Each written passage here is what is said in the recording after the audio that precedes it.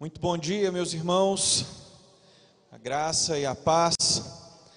Eu estou muito contente de estar aqui com você mais uma vez e satisfeito pelo que Deus já está fazendo desde sexta-feira. E eu espero que Ele continue a nos abençoar e a falar de uma maneira especial em nossos corações, nossas mentes, nessa manhã também. Eu queria só dizer uma coisa antes, que nós vamos estudar, o que nós vamos estudar aqui hoje, vai ter uma continuidade, por assim dizer, hoje no culto à noite, tá? Vai estar ligado de alguma maneira. Então, seria ótimo que você, para ter a bênção completa, viesse também à noite e tudo mais. Contudo, aqueles que chegarem à noite e não estão aqui agora, podem também ser ricamente abençoados, pela palavra de Deus. Mas eu queria falar um pouquinho, estudar com você um pouco essa manhã, sobre uma coisa que eu tenho chamado às vezes de teologia bíblica do céu e terra. Você acompanha aí comigo, fica junto de mim, que nós vamos pensar uma coisa muito interessante que a palavra de Deus nos ensina. Quando você pega a palavra, a Bíblia Sagrada, você observa que ela começa ali dizendo que Deus criou os céus e a terra, não é assim que a Bíblia começa? E quando você olha para o final da palavra de Deus, lá em Apocalipse, você observa que a coisa termina com novo céu e nova terra. As duas coisas estão no plano de Deus, céu e terra, do início ao fim. Alguma coisa aconteceu, um dia nós podemos falar sobre isso com mais detalhes, na história do cristianismo, em que muitos de nós passamos a dar uma importância muito maior ou imensa assim para o céu, e esquecemos às vezes que no plano de Deus, do início ao fim, tem a terra também.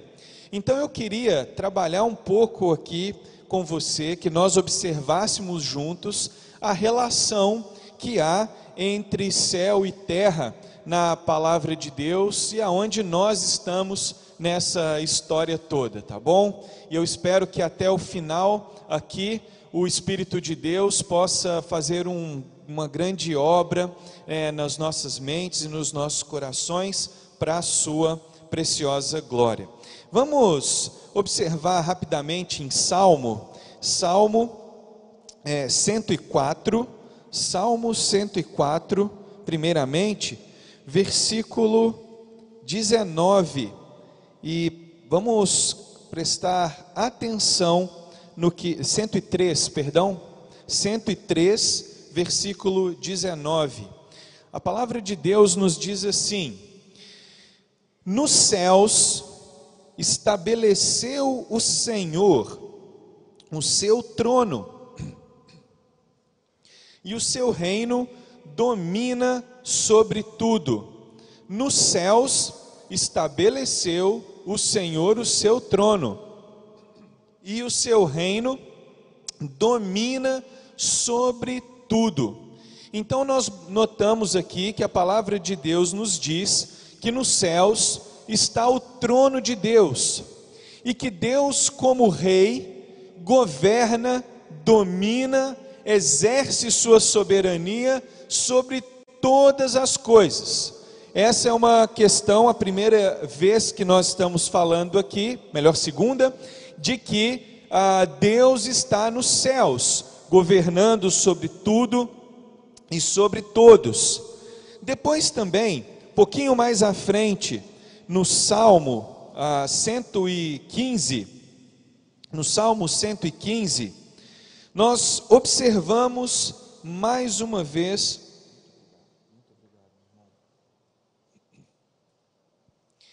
no Salmo 115, nós observamos mais uma vez em que a palavra de Deus nos diz, no verso 16, diz o seguinte: os céus são os céus do Senhor, mas a terra deu-a ele aos filhos dos homens.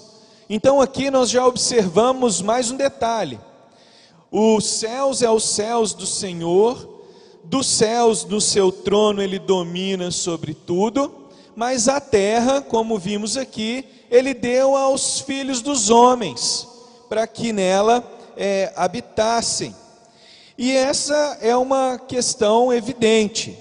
Os céus é o âmbito da atuação de Deus. A Bíblia não descreve com muitos detalhes as questões, os mínimos detalhes sobre esse local chamado céu, mas o céu é o espaço de Deus, é de onde Deus reina, é de onde Deus atua.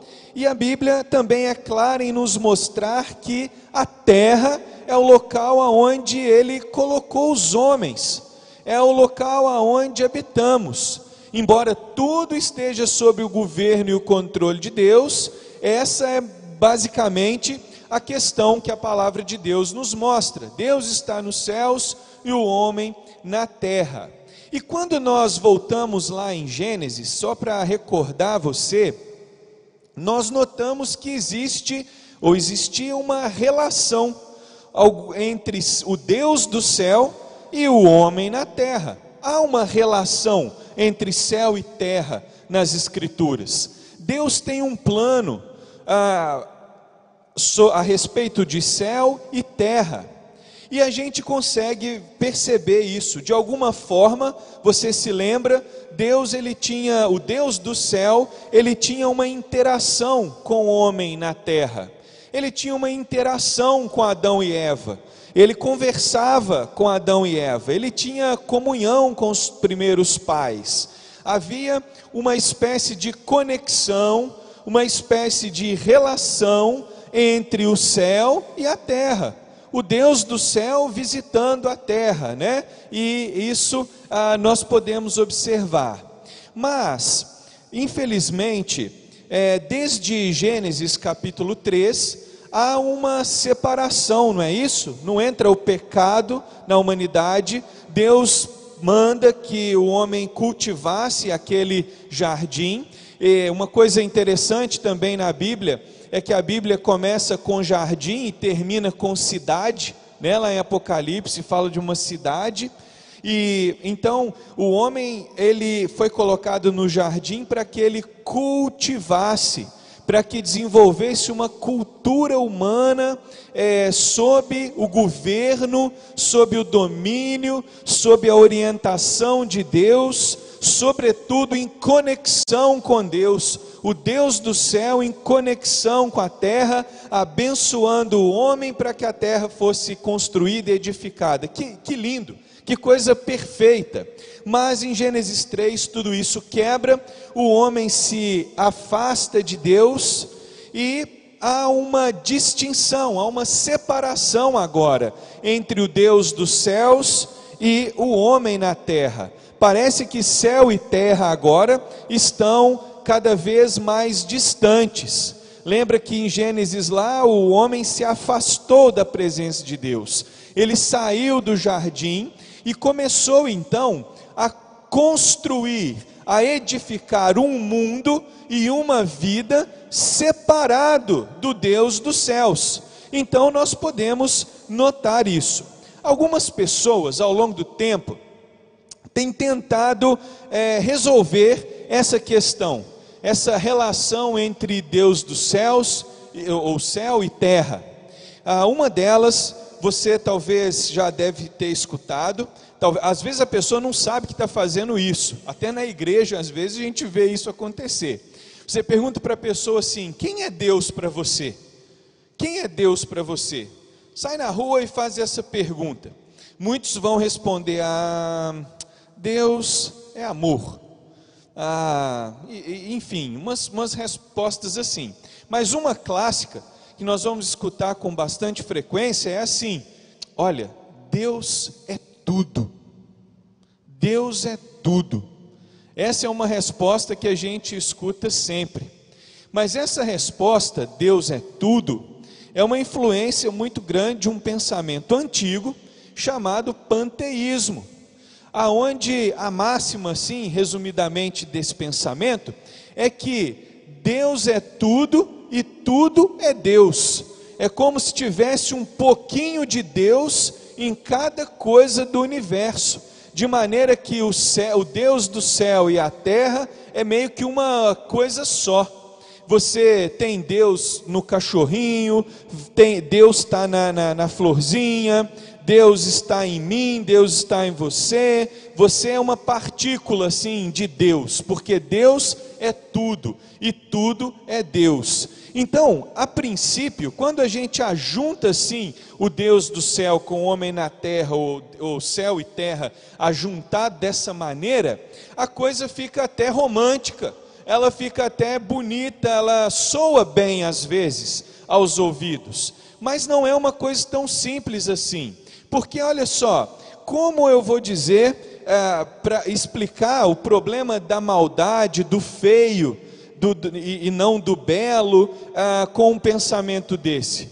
Tudo bem, eu digo, Deus é tudo, tudo é Deus, a gente é uma partícula de Deus e tudo mais. E como que eu vou dizer isso quando eu olhar para, por exemplo, um tumor?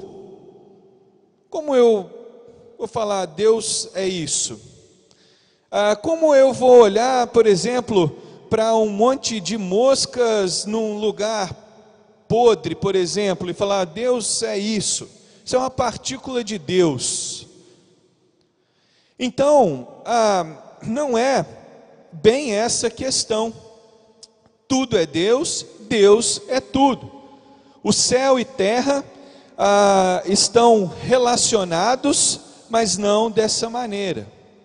Mas uma outra proposta que a gente ouve por aí, a gente ouve e às vezes não sabe a origem e tudo mais.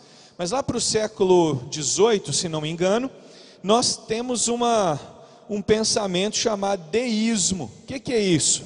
O pessoal fala, não, Deus existe, Deus do céu criou a terra, igualzinho a Bíblia fala e tal, mas tem um detalhe, Deus saiu de cena, Ele saiu da terra, e Ele deixou agora todas as coisas aqui, como elas eram, para que nós responsavelmente pudéssemos cultivar e viver a vida na terra.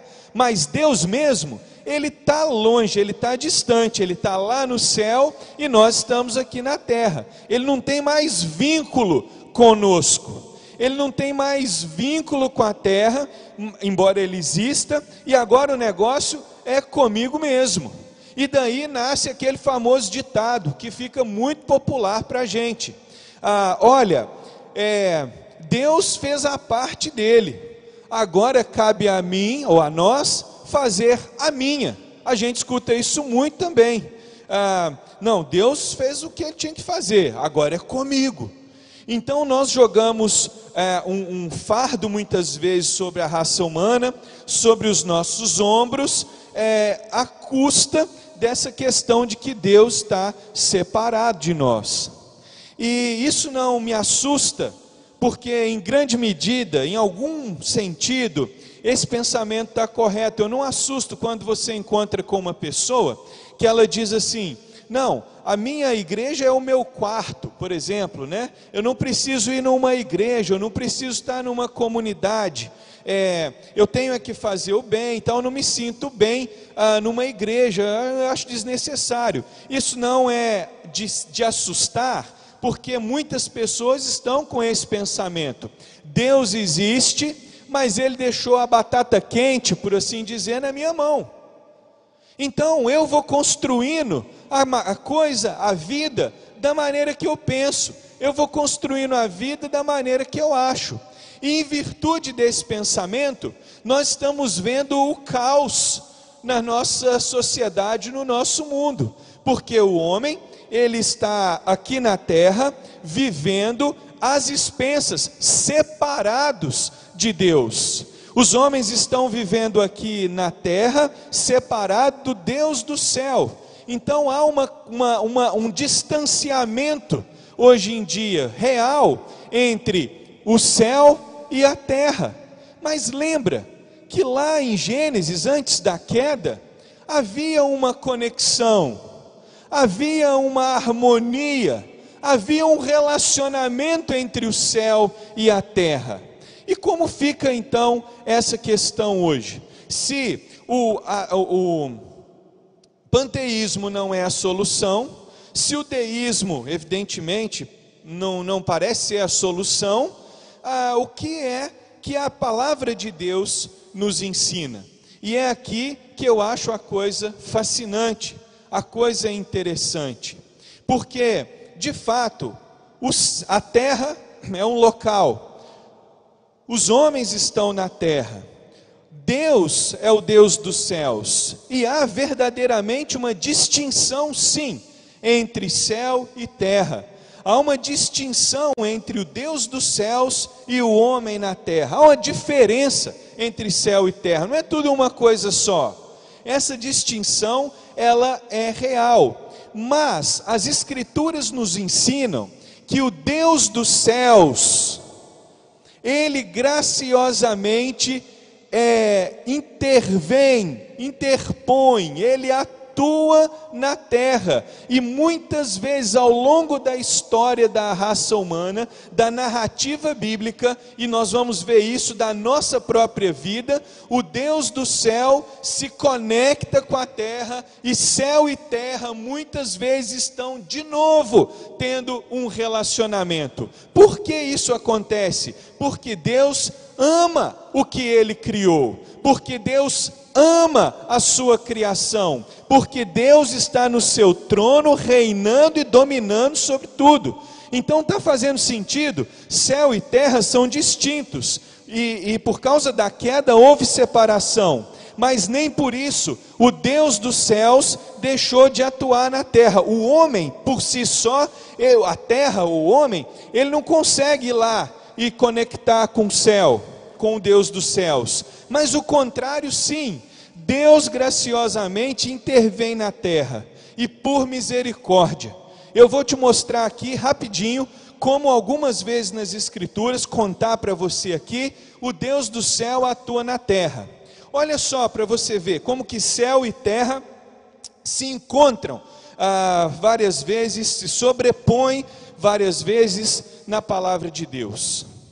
Primeira coisa, a gente precisa reconhecer o seguinte, nós aprendemos quando é criança na igreja e tudo mais, eu não estou dizendo que não pode ter esse tipo de literatura, mas a gente aprende assim, os heróis da fé, os heróis da Bíblia, né? E a gente estuda sobre Abraão, sobre Sansão, sobre muitos outros personagens, né, que nós chamamos de heróis. Mas sabe de uma coisa?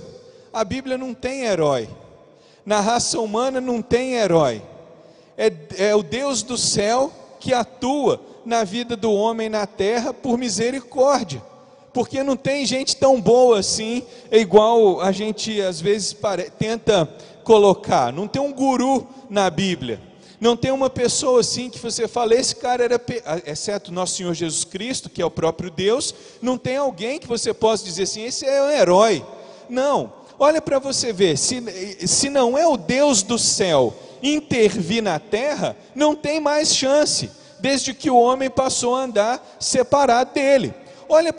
Pense comigo, quando Abraão estava lá na terra de Ur dos Caldeus, Abraão era um homem bom demais, aí Deus pegou e falou assim, nossa, que homem bom, eu vou ali, porque aquele homem é um homem tão bonzinho, ele é tão legal, nossa, eu nunca vi uma pessoa igual a ele. Não foi assim não, Abraão ele devia ser um sujeito pagão, a sua família morava em Ur, provavelmente adorava a lua, era um pessoal separado de Deus, ele não sabia as coisas de Deus, mas o que acontece? Quem vai até Abraão? Abraão vai até Deus ou Deus vem a Abraão? Deus que vem, o céu visita a terra, está vendo? O céu vem e fala, ei, sai da sua terra, da sua parentela e vai para a terra que eu te mostrarei. Abraão não era essa maravilha. No meio do caminho, o que ele faz? Ele pega a esposa dele e joga na mão do faraó, falando que era prima. Ele entregou a esposa dele na mão de outro homem, porque ele estava com medo. Então, mentiu.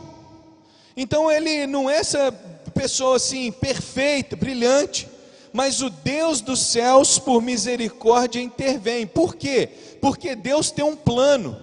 Ele tem um plano, e o plano dele é colocar o céu em relacionamento com a terra, do jeito que era lá em Gênesis, antes do pecado. Por isso que a história da Bíblia começa com céu e terra, e termina com céu e terra. O diabo não vai estragar o plano original que Deus tinha, me entende? Deus tem plano para a terra, Ele não vai jogar ela no buraco, queimar e tudo não. Ele vai reconstruir, é novo céu e nova terra. E a Bíblia, ela relata esse processo, que nós chamamos de história da salvação, aonde Deus está atuando. Aí tá bom, aí depois você vai lá e pensa em Moisés. Moisés era um homem ótimo? Não, Moisés matou um cara e era um refugiado. Ele fugiu, estava escondido, feito bandido, assim, por assim dizer, né? Uma pessoa que cometeu um homicídio. Mas o que acontece? Deus do céu, olha sempre o movimento do céu para a terra e não da terra para o céu. Deus do céu vem, atua na vida de Moisés, na sarça ardente, fala: vai lá e tira o meu povo. E quando o povo chega lá, o mar está fechado, não tinha jeito de passar. Quem que atua? O Deus do céu. Está vendo como que Deus atua na terra? Depois ele pega e tem o tabernáculo. O tabernáculo, ele era o símbolo da presença do Deus do céu na terra. E Deus se manifestava naquele lugar, no Santo dos Santos e tudo mais, porque era o dia que o céu visitava a terra, não era isso? Quando acontecia aquelas manifestações da glória de Deus ali, o Deus dos céus fazia presente na terra. São distintos, céu e terra, mas o Deus do céu atua na terra, Ele intervém, Ele age na terra. Depois você chega no período dos juízes, e no período dos juízes, o que acontece ali, naquele tempo? Naquele tempo não havia rei em Israel, e cada um fazia o que achava mais reto, cada um vivia do seu modo. Resumindo, a coisa estava um caos, as pessoas estavam vivendo longe do reinado, da realeza de Deus, o céu e terra distantes. Mas quando a coisa estava um caos, a coisa estava terrível, o que Deus fazia? Ele vinha, o Deus do céu, e atuava na vida de homens lá, e o céu visitava a terra, e quando o céu visitava a terra, a coisa melhorava, não era assim? Ele usava os juízes, por exemplo. Sansão era um homem muito joia, pessoa brilhante. Sansão era obstinado, mulherengo, desobediente aos pais. Você conhece a história dele? Só lá no final, na hora da morte, é que ele teve parece um arrependimento. Então, não é que Sansão era poderoso, mas quando o céu visita a terra, coisas acontecem. Não por causa do homem na terra, mas por causa do Deus do céu. Eu espero que isso esteja ficando claro para você, que nós dependemos dessa relação do céu e terra, e que nós não podemos fazer nada em relação a isso se Deus não fizer. Deus atua com bondade no mundo mal. Muitas pessoas me falam assim: ô pastor, me explica uma coisa, que realmente não é uma coisa simples, mas me diz uma coisa: como pode um Deus tão bom como esse que você fala da Bíblia, todo bondoso, todo poderoso, criar um mundo aonde tem maldade, aonde tem dor, aonde tem uma desigualdade social e doença? Como pode um Deus tão bom criar um mundo em que tenha tanto mal. Eu acho que Deus não existe não, o Deus do jeito que você fala aí da Bíblia. Escuto muito esse argumento, mas a minha pergunta é ao contrário. Eu tenho perguntado para as pessoas assim: cara, eu queria que você me explicasse uma outra coisa. Como pode ser num mundo tão mau, de gente infelizmente tão ruim, um mundo tão corrompido, um mundo assim tão sujo, como pode um Deus bom atuar num mundo tão mau? Que bondade, que coisa interessante. Então, a Bíblia, ela não nos conta a história do mal. A Bíblia, ela está nos contando a história do bem, a história de um Deus bom, que lá do seu trono de majestade e glória, que é chamado de céu, de lá ele atua por misericórdia no mundo mau. Então é o caminho inverso, não é porque um Deus bom permite um mundo mau, é o contrário. Como que me explica esse problema do bem? Como que um Deus tão bom desse jeito ajuda, atua, intervém no mundo tão mau? É essa que é a questão. É a misericórdia de Deus atuando no mundo mau, é o Deus do céu atuando na terra. Assim foi em Juízes. Depois nós entramos no período dos reis. Os reis eram bons? Os reis eram pessoas maravilhosas? Não. Davi, que foi o homem segundo o coração de Deus, era o homem mais puro da terra? Não. Se não é a mão de Deus, a misericórdia de Deus, o Deus do céu visitando a terra, quem era Davi? Então, e Deus ali, ele faz uma promessa para Davi. Vai seguindo comigo, a gente está indo na história bíblica aí, né, fazendo esse resumo. E quando Deus chega para Davi, ele fala assim: Davi, do teu trono sairá aquele que vai governar eternamente. A gente vê isso lá em 2 Samuel 7. E não vai faltar sucessor para o seu trono. Você vai estar ali. Alguém vai suceder você eternamente, para sempre. Não vai faltar sucessor para o seu trono. Ora, quem senta em trono é rei. Quem governa do trono é rei. Então ele está dizendo que não ia faltar um rei. Só que depois que morre Davi, Saul, Salomão, não nessa ordem, né? Saul foi primeiro, Davi, depois Salomão. A gente observa o declínio.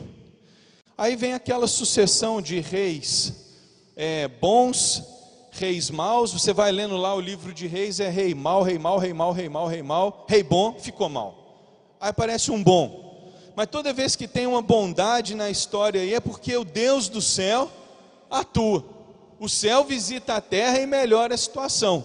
Sempre assim. Quando o Deus do céu misericordiosamente visita a terra, as coisas começam a acontecer. Bondade acontece.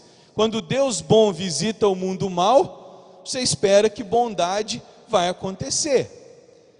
E aí vai a palavra de Deus correndo ali, até que o povo de Israel, maldoso, pecador, obstinado, vai parar na Babilônia.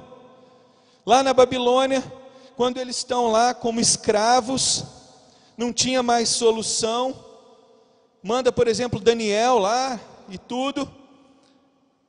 Quem ajuda Daniel? Deus. Daniel vira para o rei, o dia que o rei não sabia interpretar um sonho, ele vira para o rei e fala o seguinte: Daniel 2,17, há um Deus no céu, que conhece todas as coisas dos homens e há de revelar para mim esse sonho que o Senhor teve, rei. Porque o Deus do céu atuou na vida de Daniel e do seu povo obstinado. O Deus bom atuando no mal. E é isso que nós observamos sempre a Escritura. Finalmente vem o período dos profetas, né? Aqueles antes do exílio, aqueles depois, e sempre que Deus levanta os profetas, é Deus do céu atuando com bondade na terra, no mundo mal, de pessoas realmente desviadas, mas corrompidas. Mas quando nós chegamos no Novo Testamento, chegamos lá em Mateus, termina o Antigo Testamento e vamos começar o Novo. Eu queria que você pensasse comigo isso aqui. No capítulo 1 de Mateus, versículo 1, olha o que acontece.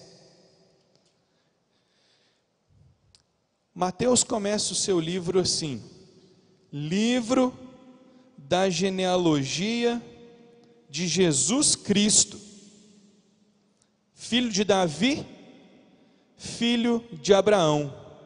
Deus fez promessa para duas pessoas, que a descendência deles duraria para sempre, para Abraão e para Davi. Abraão é o pai do povo judeu, e Davi, o Mateus começa falando que Jesus era filho de Davi, e Davi era o que em Israel? Rei. Então o que ele está dizendo é o seguinte: Jesus Cristo, ele nada mais, nada menos é do que rei. Mas pense num outro aspecto. Jesus Cristo, ele é quem? É Deus. Jesus é o próprio Deus encarnado. Ele é uma pessoa da Trindade, que habita os céus, o Deus do céu, não é isso? Deus não é o Deus dos céus, mas em Jesus, quando Jesus pisa na terra, o que está acontecendo? O céu e a terra conectados novamente. O Deus do céu, o Verbo se fez carne, o Deus bom entrou agora no mundo mal.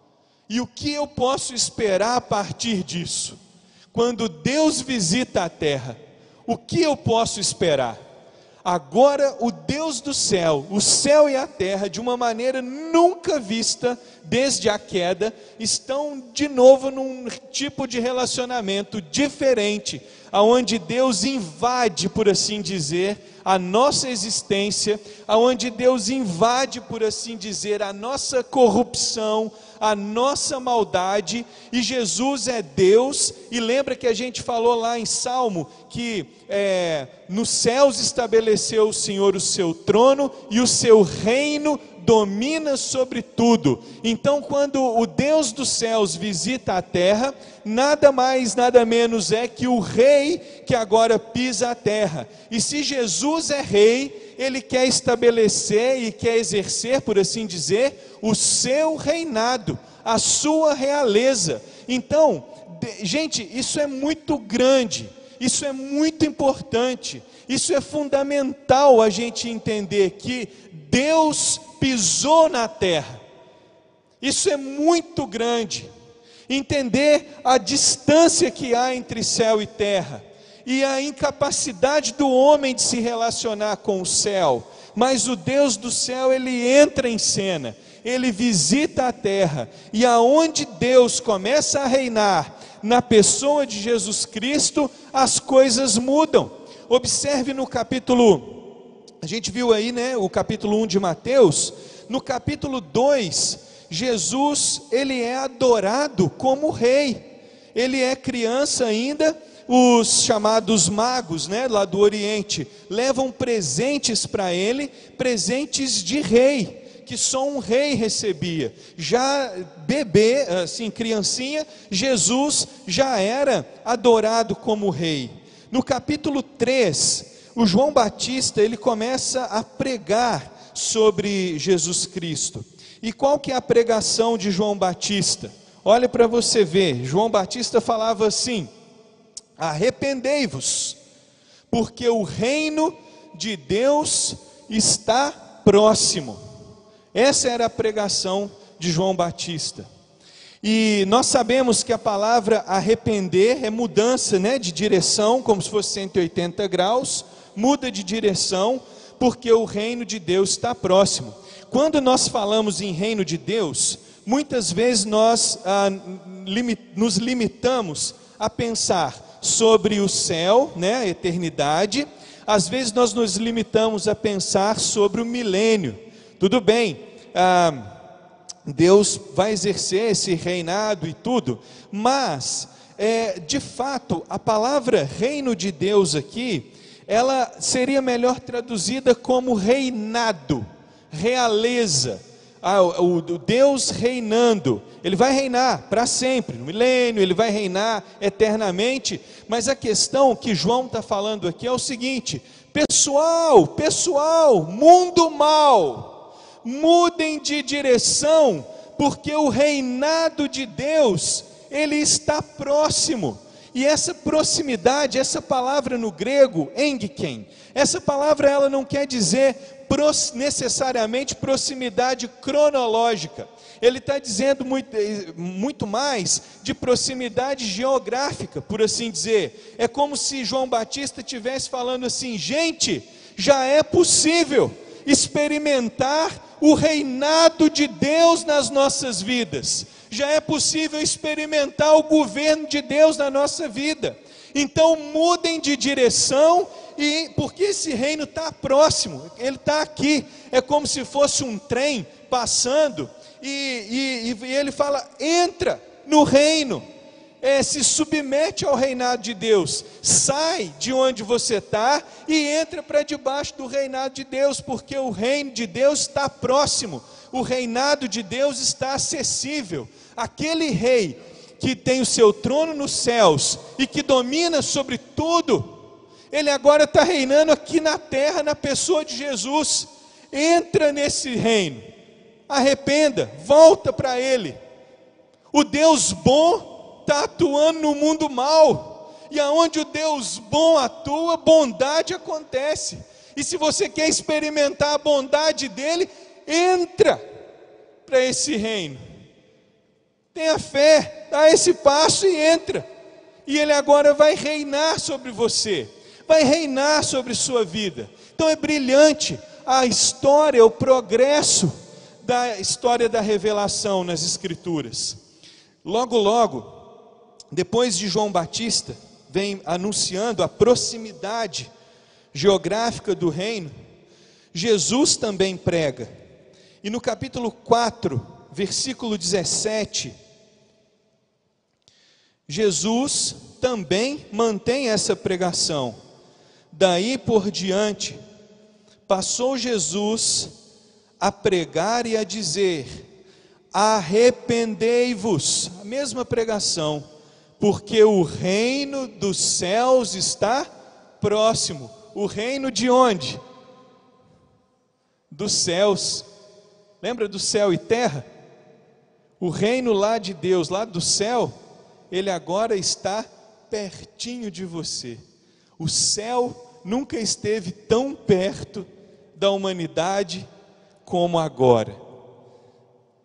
É isso que Jesus está dizendo, um outro reinado, um outro domínio. Você é governado por você mesmo, às vezes, pelo mundo, pelo diabo, pela carne.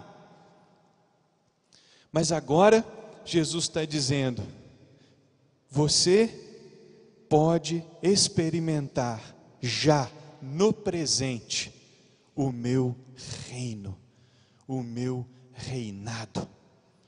Eu já posso governar sobre você, eu já posso governar sobre sua vida. O meu reinado está acessível, perto. Essa foi a pregação de Jesus. Jesus falou no seu ministério inteiro, o tema, a tônica da sua pregação foi o reino de Deus, como uma realidade presente e também, claro, como uma realidade futura. Mas essa foi a pregação de Jesus. Você já pode experimentar o meu reinado. E aonde o reinado de Jesus chega, é impressionante. o que acontece. É maravilhoso o que nós podemos observar. Observe o verso 23 de Mateus capítulo 4. Percorria Jesus toda a Galileia, ensinando nas sinagogas, pregando o evangelho do reino. Que evangelho do reino? O que é isso? Evangelho é a boa notícia, né? Notícia boa. Então Jesus ia por toda a Galileia dando uma ótima notícia de que o reinado de Deus chegou. O reino de Deus já chegou. Então essa era a boa notícia que ele pregava. Ele pregava o evangelho do reinado de Deus. O reinado de Deus já é uma realidade presente. Ele saía pregando isso. E aonde o reinado de Deus chega? Lembra que eu te falei que o mundo é mau, não tem jeito a gente escapar disso não. Eu não gosto quando eu vejo a pessoa pregar a Bíblia e falar que pecado é desvio de caráter, que pecado é isso, é aquilo, amenizando assim com palavras a dura realidade de que nós realmente somos maus, pecadores, e a nossa propensão e natureza é má. E se não for um Deus bom para entrar nesse cenário e mudar as coisas, não tem jeito. Eu acho que eu falei isso aqui uma vez, se não me engano. E não é uma ilustração minha, né? A gente vê isso em livros, aonde falando da natureza do homem é o seguinte: um pé de laranja por natureza produz laranja. Natureza da laranjeira é produzir laranja. Você não pode esperar da laranjeira caqui. Você não pode esperar da laranjeira amora, porque por natureza a laranjeira produz laranja. É isso que você vai esperar. Do pecador, você não pode esperar outra coisa. Se a gente é pecador por natureza, a gente não pode esperar outra coisa senão pecado. Essa é a realidade. É isso que a Bíblia diz. Então, para esse quadro mudar, tem que vir algo fora de nós. Tem que vir, para algo mudar essa maldade, tem que vir algo bom ou alguém bom e atuar lá dentro da sua natureza, atuar lá dentro da sua alma, lá dentro do coração, lá na alma, lá na natureza da pessoa, para poder mudar esse quadro. E é precisamente isso que Deus faz. O Deus bom, Ele intervém, Ele atua no mundo mal, mas quando esse Deus bom reina, quando Ele entra e atua, onde o reinado de Deus chega, olha que legal, como o quadro muda, como a coisa fica linda e feliz. Olha só, aonde o reino de Deus chega, aí ele fala aqui, no verso 23, Jesus ia pregando o evangelho do reino, e aí diz, e curando toda sorte de doenças e enfermidades sobre o povo. Onde o reinado de Deus chega, pode chegar também cura, pode chegar esses milagres, essas bênçãos que Deus faz. Não estou dizendo, sob hipótese alguma, que toda vez que a pessoa se submete ao reinado de Deus, ela vai ser todo dia curada de tudo que ela tem. Não estou dizendo isso. Ele é rei, ele sabe como ele vai gerir, como ele vai governar e dominar sobre tudo. Mas uma coisa é certa, se você está debaixo do reinado de um Deus bom, você pode esperar dele o quê? Bondade. E aqui Jesus atuava com cura. No verso 24 diz, e sua fama correu por toda a Síria. Trouxeram-lhes então todos os doentes, acometidos de várias enfermidades e tormentos, endemoniados, lunáticos e paralíticos, e ele os curou. E da Galiléia, Decápolis, Jerusalém e da além do Jordão, numerosas multidões o seguiam. Uma multidão agora estava sob o governo de Deus. Uma multidão agora estava entrando para debaixo de uma nova liderança, de um novo rei, do governo e do domínio de Jesus Cristo. E aonde o reinado de Cristo chega, aonde o bem de Deus invade o mal, o que acontece? Luz chega e elimina trevas. Até o próprio texto diz no capítulo 4, verso 15, né? fala terra de Zebulon, terra de Naftali, caminho do mar, além da Galileia dos gentios. O povo que jazia em trevas viu grande luz. O povo que jazia em trevas viu grande luz. Aonde o reinado de Deus chega, mudanças acontecem. Aonde Deus chega como rei, o quadro muda. E se nós somos seguidores de Jesus Cristo, se nós nos submetemos ao seu reinado, não devia ser diferente de nós. Aonde a sua igreja chegasse, aonde os seus filhos, os seus representantes, os súditos desse reino chegasse, aonde um cristão, os pés de um cristão chegasse, o quadro, o ambiente local, ele deve mudar. Porque aonde você pisa agora, o reino de Deus, o reinado de Deus está com você. Deus já reina no presente. E a coisa mais maravilhosa que uma pessoa pode fazer em sua vida é entrar, se submeter a esse reinado. O Deus do céu, Ele invade a terra e de um modo especial, novamente, céu e terra podem estar conectados. Você e eu podemos ter de novo, experimentar de novo o governo e o reinado de Deus em nossas próprias vidas e experimentar a bondade de Deus invadindo o mal do nosso próprio ser.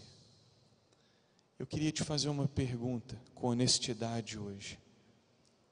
Você já entrou no reino de Deus? Eu não estou falando de ir para o céu. Eu não estou falando do milênio hoje. Eu estou dizendo do presente, agora. Deus já é rei em sua vida. O reinado de Deus já chegou. Você já entrou nesse reino. Ele veio até você. Ele está próximo. Mas nós devemos entrar nesse reinado. Você já fez isso? Talvez você tenha alguma dúvida sobre essa questão. E nos vem aí outra pergunta. Como entrar nesse reino? Como experimentar o reinado de Deus? Eu tenho falado reinado porque essa é a melhor tradução do grego, né? Basileia, reino de Deus. Basileia tou theou. E a melhor tradução não é reino de Deus, mas reinado de Deus, aonde Deus exerce o seu domínio, aonde Deus exerce o seu governo, aonde Ele exerce sua realeza, é aonde, evidentemente, Ele é Senhor, Ele é Rei. Como experimentar o reinado de Deus? Como entrar no reino de Deus? Como entrar nesse entroncamento, talvez, de céu e terra? Como eu posso estar nisso? Como Deus reina sobre a minha vida? Eu prometo que se o Rei me permitir chegar aqui essa noite, nós vamos ter a resposta, tá bom? De como Deus se torna Rei em nossas vidas. Mas eu espero que até aqui, a realidade de que Deus reina e que o reino dele está próximo, possa impactar sua mente e o seu coração. E que logo mais à noite, todos nós, a uma só voz e de um só coração, possamos adentrar definitivamente e para sempre nesse reinado majestoso que vem lá do céu para a terra. Amém? Vamos orar, por favor. Pai Celeste, muito obrigado pela Tua palavra, muito obrigado por essa comunidade de fé, obrigado porque o Senhor está aqui, obrigado porque o Senhor nos ama, obrigado porque o Deus dos céus, transcendente, maravilhoso, inatingível, inalcançável, santíssimo, muito obrigado porque o Senhor veio até nós, o Senhor se revela a nós, o Senhor nos busca, o Deus do céu, que criou o céu e a terra, tem profundo interesse em ambos, no céu e terra. Teu plano é completo, teu plano é perfeito, e tudo o que queremos é fazer parte desse plano, nos submetendo e entrando no teu reinado. Querido Deus, edifica a tua igreja, usa essa palavra tua para produzir grandes efeitos nos nossos corações. Obrigado pelos meus irmãos aqui, obrigado por essa comunidade de fé, obrigado por essa igreja, obrigado pelos pastores desse local, que o Senhor os abençoe, derrame as tuas bênçãos sobre eles, agraciando-os com sabedoria, discernimento, saúde, força que vem do Senhor, para conduzir esse rebanho, de acordo com a tua vontade, debaixo do teu reinado, e muito obrigado, Senhor, por tudo.